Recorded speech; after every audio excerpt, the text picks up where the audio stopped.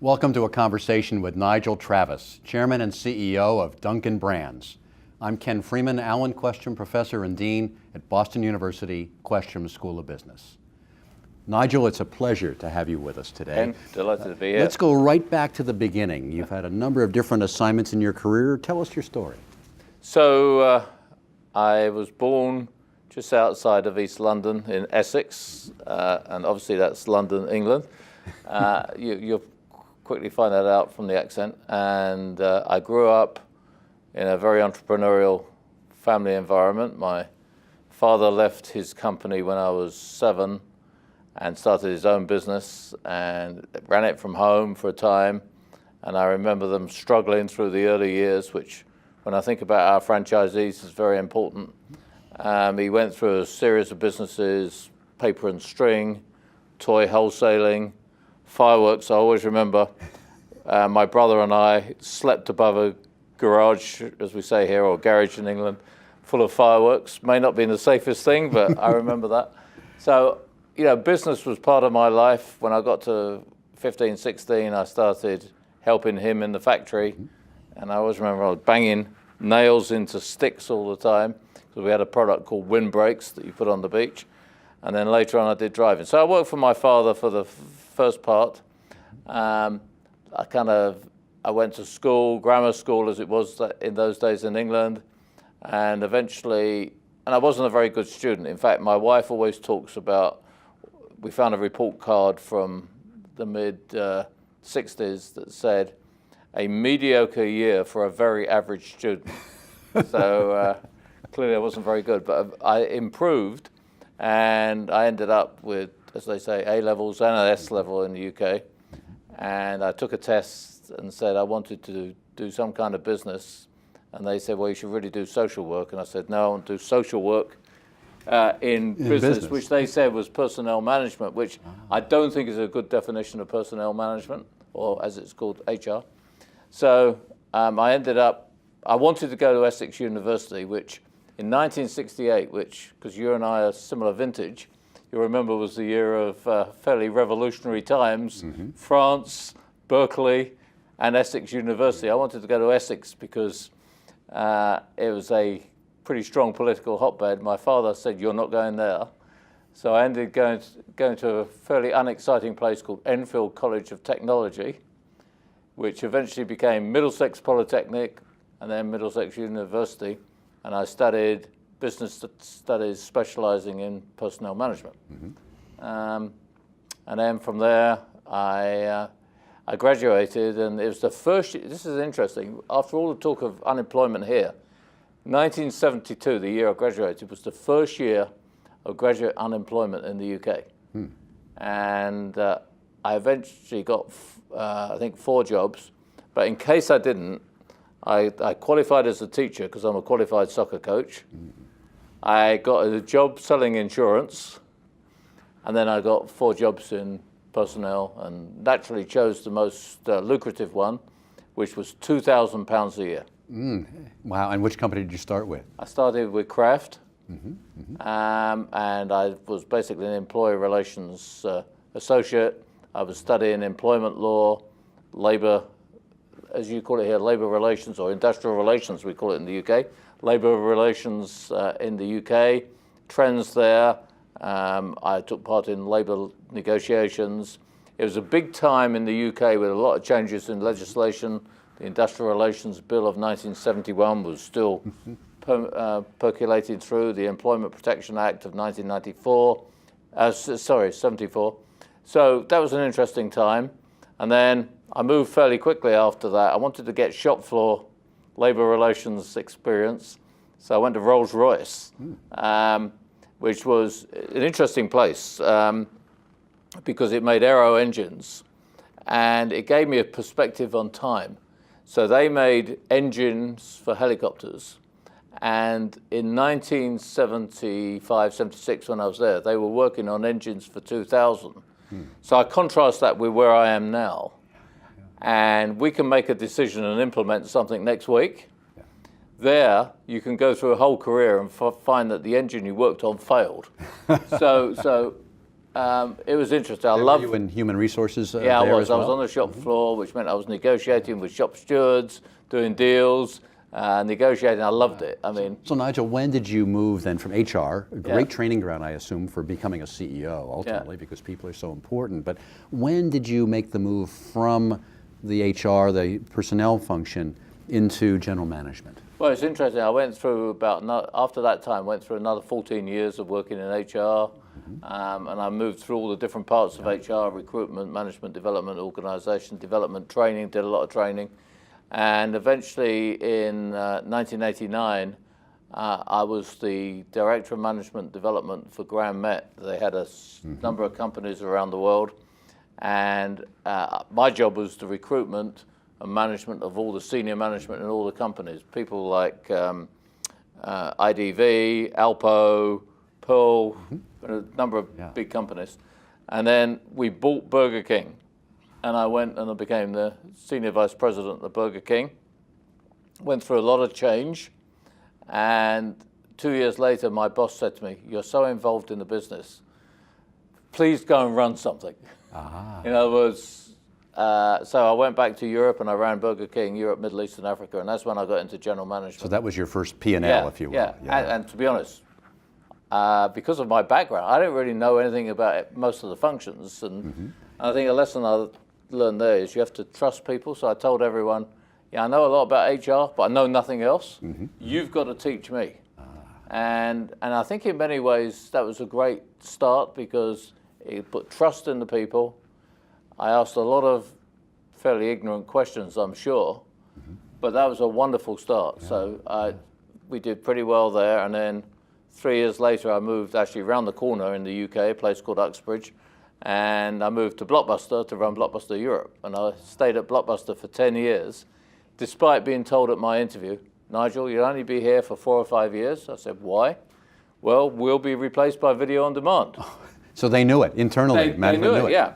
And in fact, the year before I got to Blockbuster, we'd set up a new venture with IBM, which called New Leaf, which was actually the copying of videos and games and music. It was ahead of its time. And when I look back at it, the music copying was so good that the music industry rebelled against it. If they'd gone down that route, they probably could have avoided Napster and all the problems that occurred in the 2000s. Wow. So after Blockbuster, you didn't stop there. You came into the food business. Well, I migrated through Blockbuster. I went from Europe, then ran international, then I ran international in all the US stores, which was a big move because I suddenly picked up 9,000 US stores and then ended up as president and COO. And then I moved back into quick service restaurants with Papa John's. Yes. And I was there for 4 years in Louisville, Kentucky. And then I got headhunted to come to Dunkin the back end of '08. And I moved here in Boston, which I love, by the way, in '09. So I've been here ever since. And I think in the next period of time, I'll probably migrate to just being a director and chairman. Sure. And because I've got a successor who's on his way up. That's great. That's great. Now, so you came into Dunkin Brands in 2008. You took the company public in 2011. How would you contrast the difference of being the CEO when the company was private and being the CEO when the company is public? Well, it's interesting, and I may be unique in this thought pattern. I actually really like being public. I've been both, as you say, and when I came to Dunkin', it was the first time that it was private.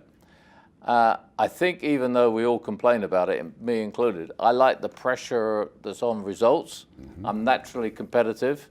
When you're in a private company, you don't have the quarterly pressure. You don't have the fact you have to say to yourself, what are we going to say to the investors this quarter? There is a momentum that comes with that and a pressure, which I recognize does lead to a certain amount of short-termism, but I think it also creates a dynamism and a momentum that you don't get as a private company. Interesting. So I think being a private company is great, and I know you've been there for recreating companies, putting them back together, doing big strategic projects. And we did a lot of good work. I mean, we had 3 major private equity firms, Bain, T.H. Lee, and Carlyle. So it was interesting working with the 3. And Sure. I always think, managing them. yeah, managing it. Well, it was interesting. We had the 3 senior partners of all those firms, and we had a rule: if they can't agree, I decide. So that was a great rule. That was a great rule. And I remember very vividly. We used to have these Monday night calls that started about 5 and went on to about 7, but they were, I think, very action-oriented. Mm-hmm. We did a lot of good things, and then we decided to take the company public, as you say, in 11. I think the float was about 30%, and then we did some what's called follow-ons. Yes. Mm-hmm. Mm-hmm. And I remember I was shocked. I was at a restaurant in London, August of 2012, with LeBron James's agent, a gentleman called Maverick Carter, and I got this text: the PE people have all sold out. Ah. And so we were totally on our own then.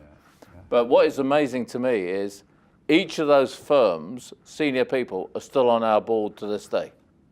That is very unusual. Very unusual, with no ownership anymore. No, Yeah. I mean, they've stayed on it, and I get told, well, they love the company, which I understand. Yeah. We like dealing with you because I like arguing with them all. I mean, I think there's something about having a relationship with people where you can argue and debate and challenge each other and be friends at the same time.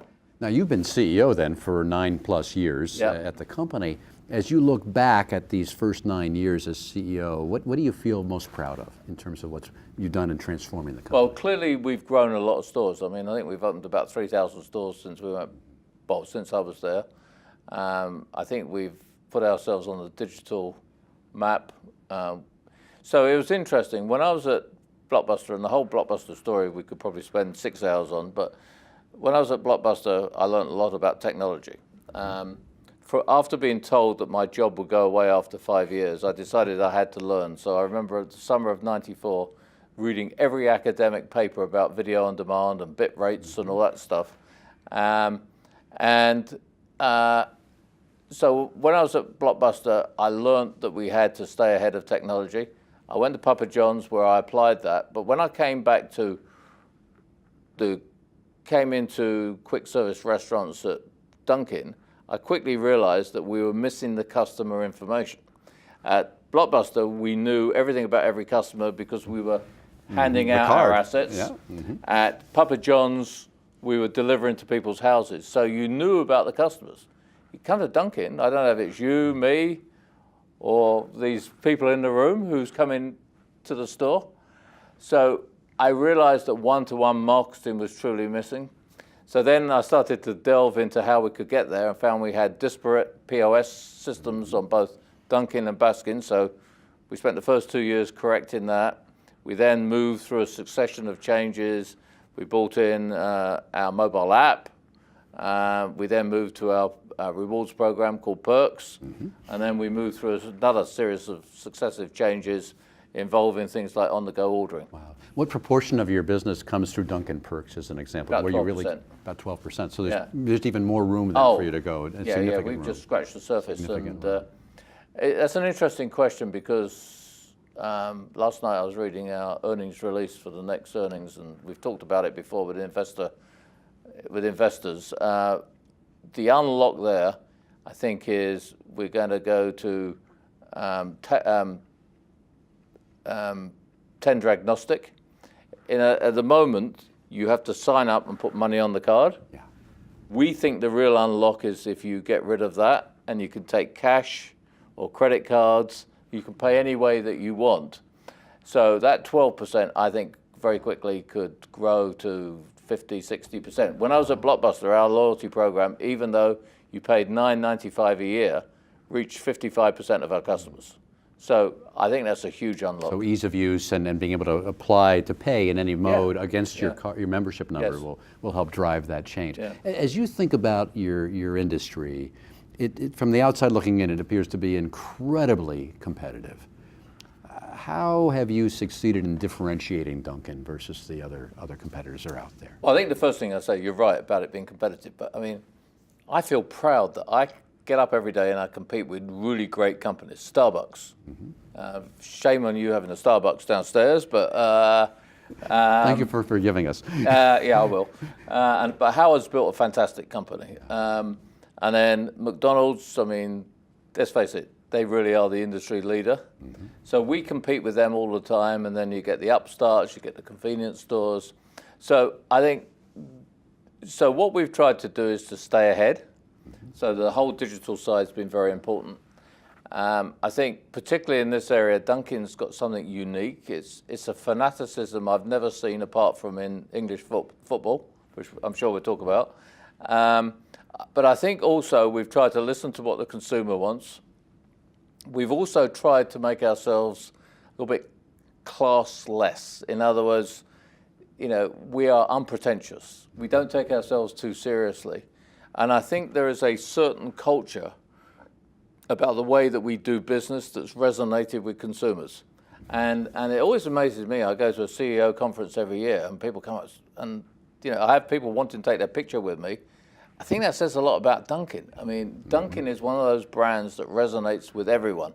Whether you're the guy on a construction site, whether you're unfortunately unemployed, or whether you're a CEO, everyone seems to relate to Dunkin. And I think it's also our franchise base that I think treats people in a normal fashion. So there's no superiority or arrogance about Dunkin, and I think that's very important. And how do you manage to create that unique and distinctive culture with franchisees from all over the country and around the world to have that consistency? So where you go into a Dunkin' virtually anywhere, you'll have a common experience. How do you manage to make that happen? Well, it's not easy, and I'm pleased to think that you think we do. I mean, we might be more harsh on it than you are, but well, I think what we try to do is we have very open communications. I mean, before I got there, just taking Dunkin' US, we had a very democratic process where we have franchisees who are represented at their DACs, District Advisory Councils, then 5 RACs, and then what's known as the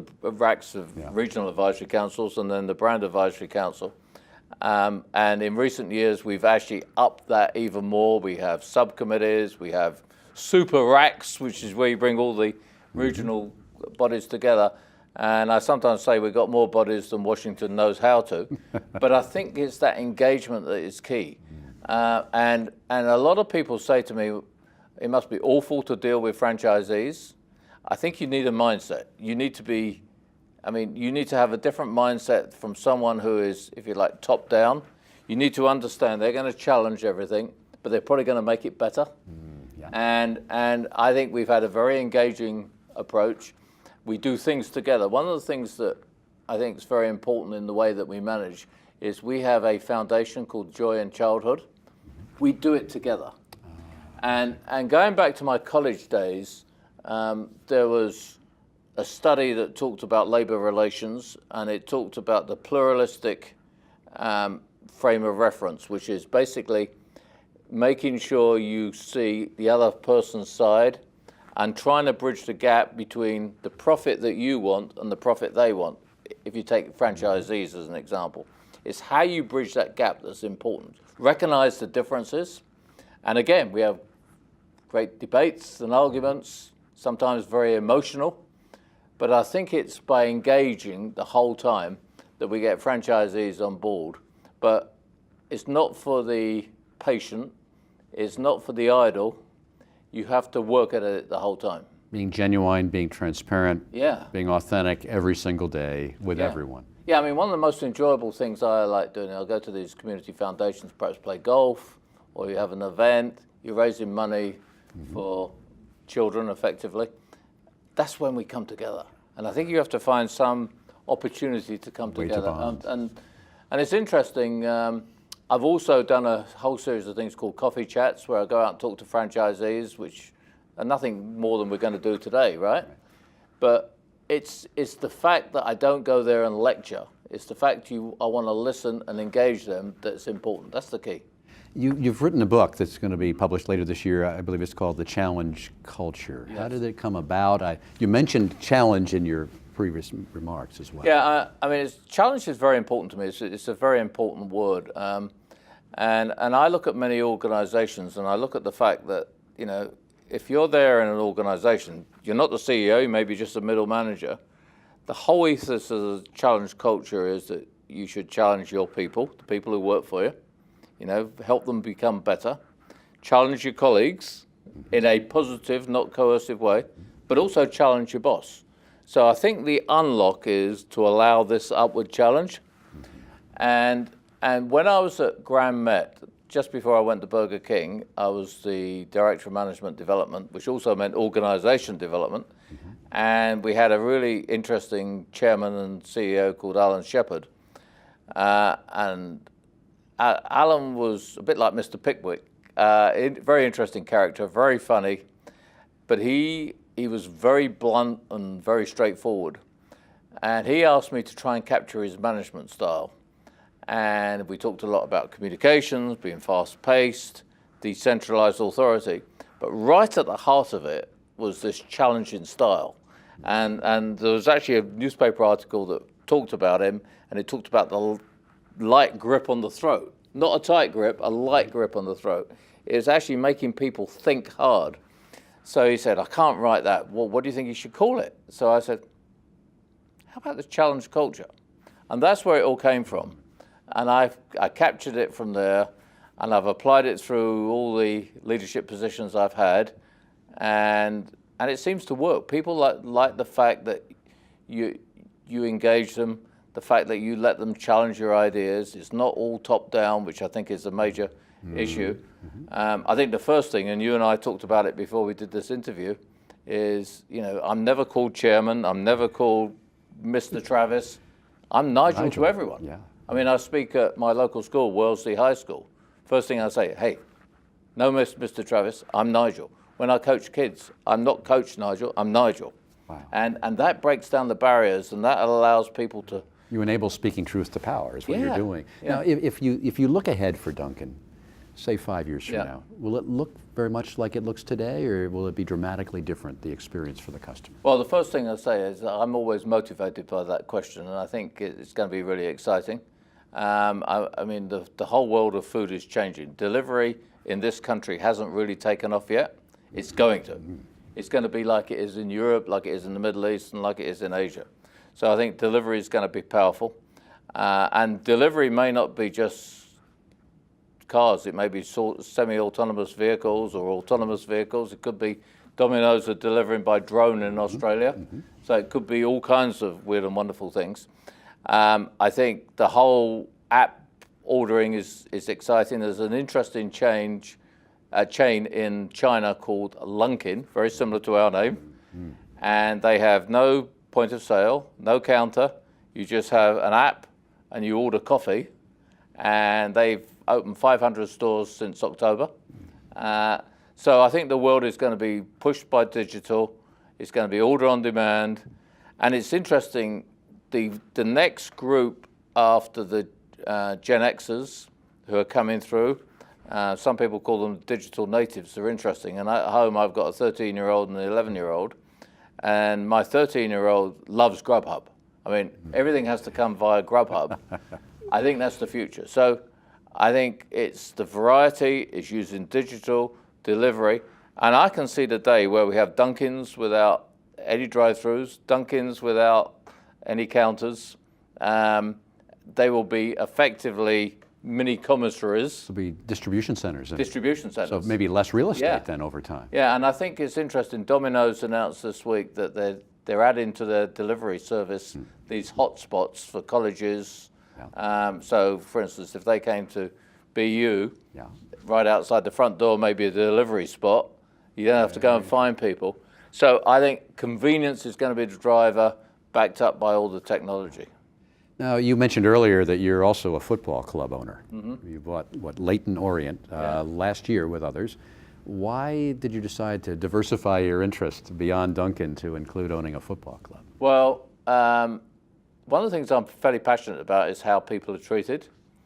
And going back 4 years about now, our club, which I've supported now for 59 years, we're on the cusp of the championship, which is the second tier. You've got the Premier League, then you've got the championship. We were in League One.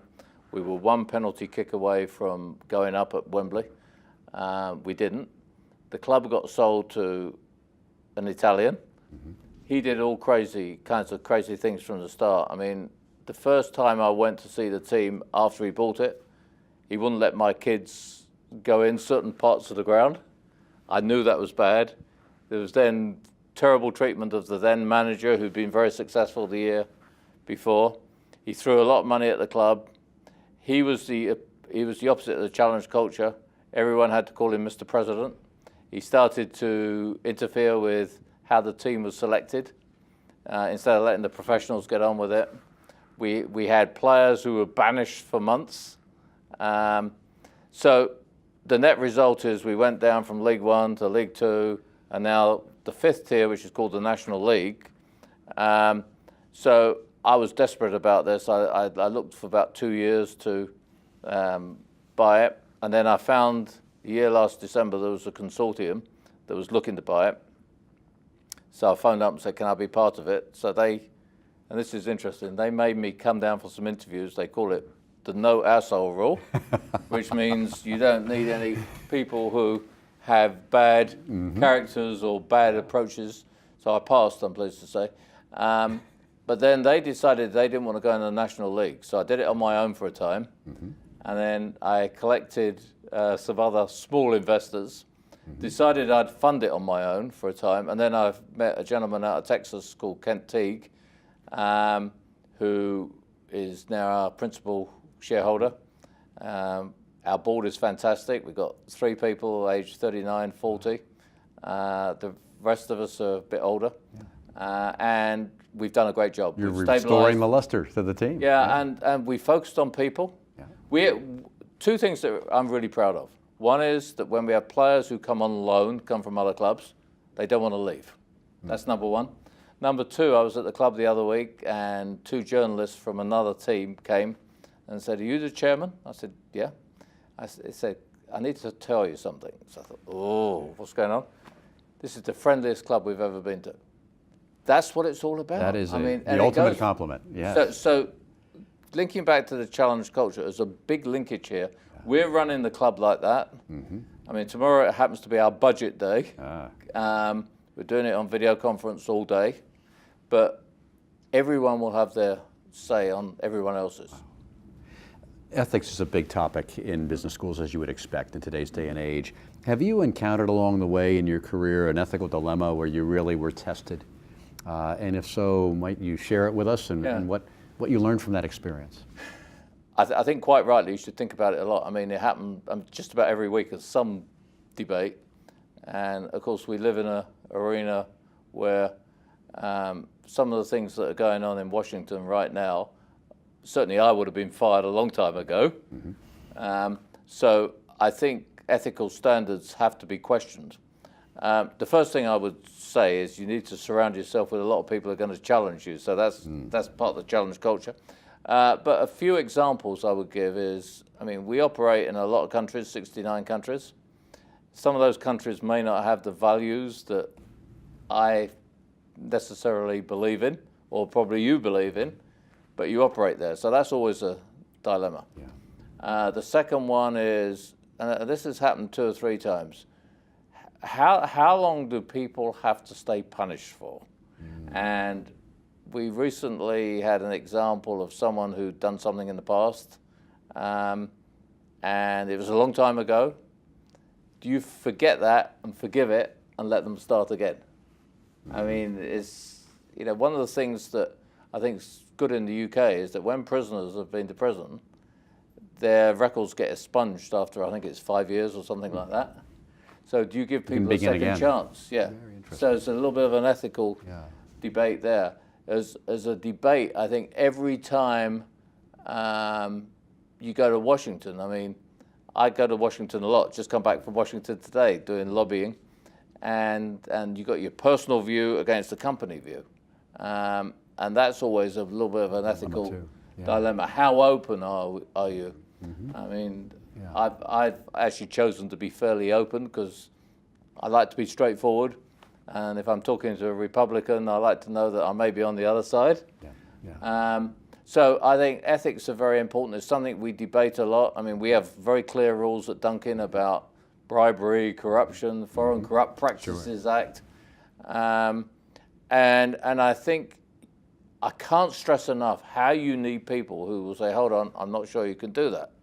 I mean, another example I think occurs a lot, you know, people in my position get offered a lot of board positions. Do you go on a board and how close it is to Dunkin? Yes, conflicts of interest. Yeah, and then it's the whole question about insider trading. I mean, I'm watching this show Billions for entertainment at the moment. I mean, it's really, all it is about insider trading. That's all it is. I mean, right.